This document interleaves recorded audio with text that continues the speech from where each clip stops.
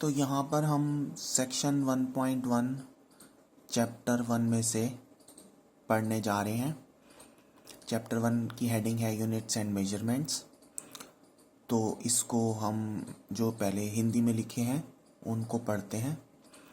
तो सेक्शन 1.1 है international system of units.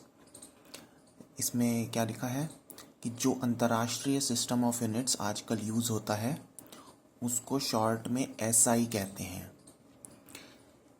ठीक है, तो जो हमारा यूनिट्स का सिस्टम है बेसिकली उसको एसआई सिस्टम कहते हैं। तो डिफरेंट यूनिट्स के सिस्टम हो सकते हैं। हर एक यूनिट्स के सिस्टम में अलग अलग यूनिट्स हो सकती हैं। तो इसमें एसआई सिस्टम में आगे पढ़ते हैं। एसआई सिस्टम में लेंथ, मास और टाइम के 3 बेसिक यूनिट्स हैं जो कि मीटर, किलोग्राम और सेकंड्स हैं।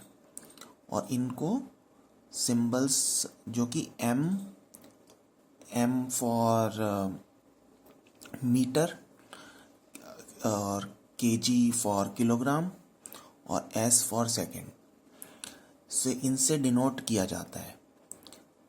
तो सिंपल सी बात बस बेसिकली इतनी है कि हमारा जो यूनिट्स का सिस्टम है उसको एसआई सिस्टम कहते हैं। और इस एसआई सिस्टम में जो 3 बेसिक यूनिट्स हैं वो हैं मीटर, किलोग्राम और सेकंड। और ये मीटर, किलोग्राम और सेकंड जो है वो लेंथ, मास और टाइम को मेजर करने के लिए यूज़ हो रही हैं। तो लेंथ बेसिकली कोई ऑब्जेक्ट की लेंथ को भी मेजर कर सकते हैं। जैसे कि कोई रॉड है तो रॉड की लेंथ को हम मीटर में मेजर कर सकते हैं। और कोई हमारा डिस्टेंस ट्रेवल्ड है उसको भी मीटर में मेजर कर लेंगे।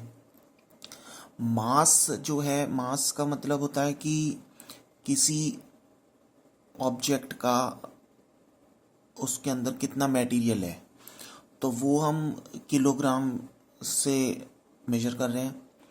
और टाइम जो है उसको सेकंड्स में मेजर कर रहे हैं। टाइम को हम आवर्स में भी मेजर कर सकते हैं, ठीक है, लेकिन टाइम को हम मिनट्स में भी मेजर कर सकते हैं, लेकिन यहाँ पर हम टाइम को सेकंड्स में मेजर करेंगे। तो अगर हम सेकंड्स में मेजर करते हैं तो इसको हम कहेंगे कि ठीक है, हमने फिर एसआई सिस्टम की यूनिट को यूज़ किया है। क्योंकि इसको हम आगे देखेंगे कि ये जो यूनिट्स हैं इनको अगर हमने एक स्टैंडर्ड यूनिट्स को यूज़ करते हैं तो उससे हमारे को फ़ायदा रहता है। वो चीज़ आगे जैसे न्यूटन्स लॉज पढ़ेंगे उसमें समझ में आएगा कि किस तरह से एक स्पेसिफिक यूनिट्स को यूज़ करने से हमारे को क्या फ़ायदा रहता है। बेसिकली उसमें क्या होता है ना कि